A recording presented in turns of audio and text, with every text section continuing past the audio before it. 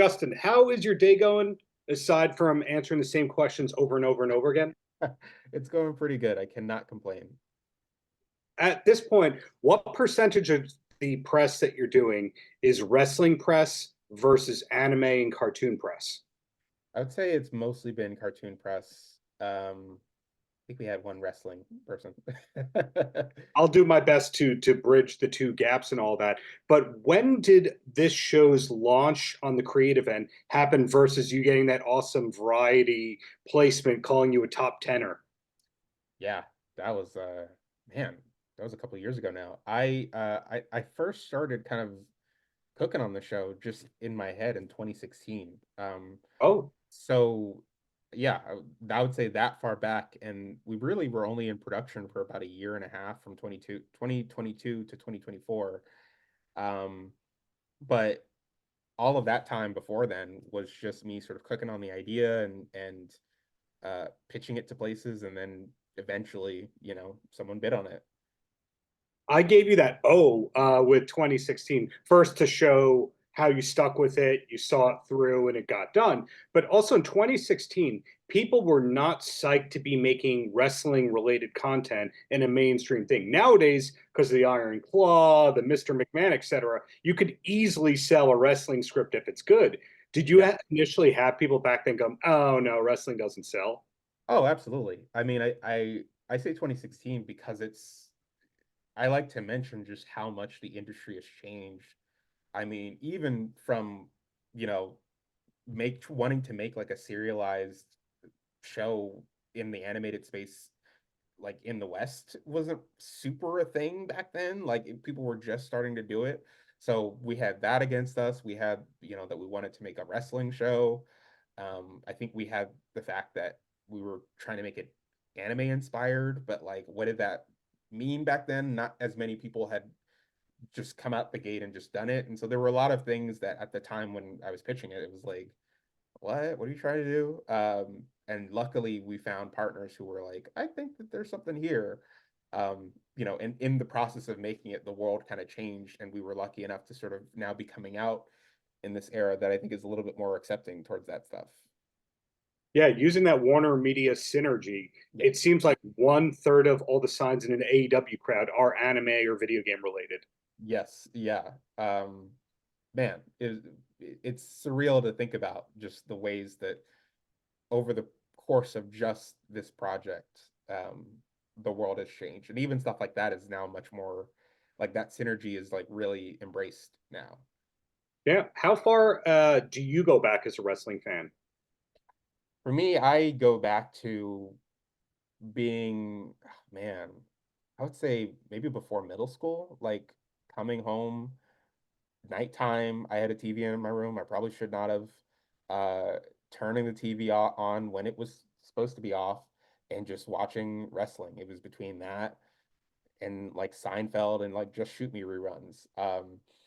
And that was where it like really caught me. And then, I grew up in the 90s, so you kind of have wrestling in this space in society where it Yeah. hasn't quite occupied since, where it was really, really like occupying a lot of the pop culture conversation. So like you had kids at school who were like, spouting rock quotes to teachers. You've got kids walking around in Stone Cold Steve Austin t-shirts.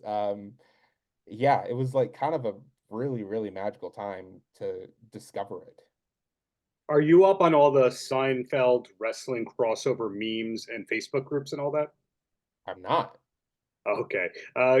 Later, you'll spend some time on Facebook and Instagram and see, anytime they're, for example, they photoshopped Seinfeld holding the European Championship belt at WWF, and then says, it's European, like when he has the man bag in Hilarious. those episodes. Hilarious.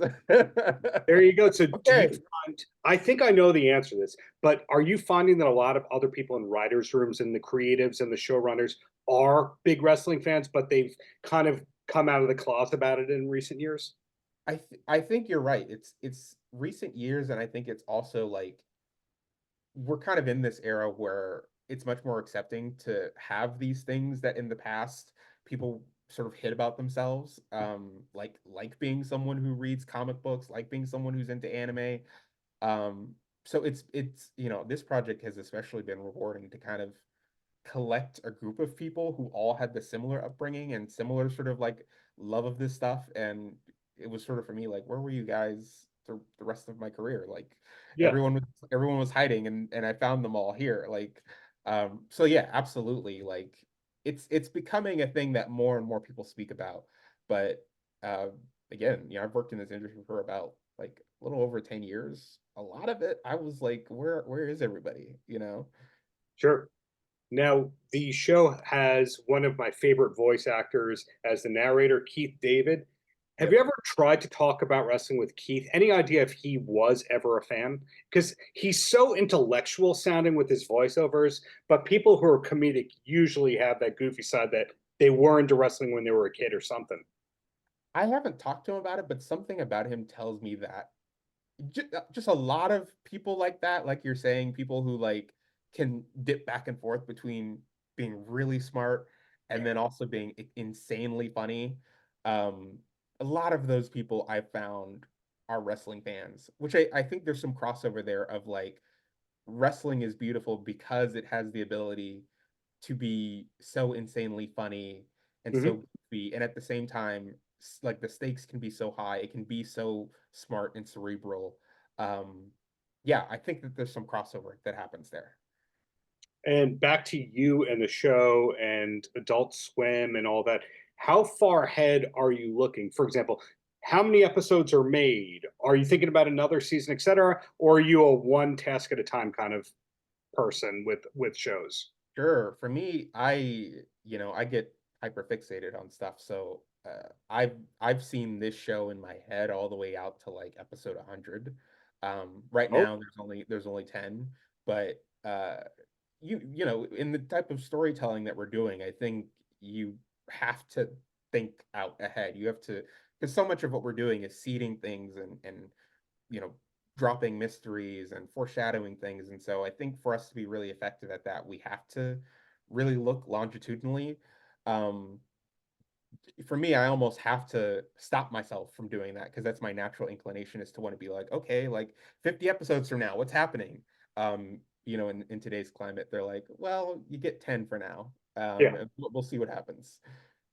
Well, I'm glad to hear that you're thinking long term, that you could see to episode 100, that you're not like WCW in the late 90s where they Uh, couldn't think past the next segment. But my last question for you before I let you go, putting you on the spot here, who, in your opinion, is the greatest wrestling heel of all time? hmm. This is maybe a very pedestrian answer, but I was just telling someone Rock in his heel era was fantastic. And there were times on this project where I would just watch compilations of him just being a dick to people, and and it was it's just so he's just so mean. like there's one where he like yells at a kid. It's fantastic.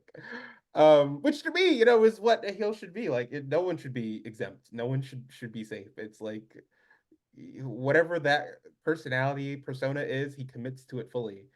Um, so yeah, I gotta go with the Rock villain era. The other day, the clip of him, Hulk Hogan, and Kane doing their pre-match promo came up for me. Is that one you've seen recently? If not, Yes. put that on your homework. Okay. Yes, yes, yes, yes. Yeah, he's fantastic. And I kind of wish that he didn't become a good guy. But he's much more successful as a good guy. So whatever. And hopefully, executive producer Dwayne Johnson will come on for season 2. But in the Oh, meantime, yes. thank you for putting out such a great series and really looking forward to what's to come from you, Justin. Thank you so much. I appreciate it. Paltrocast.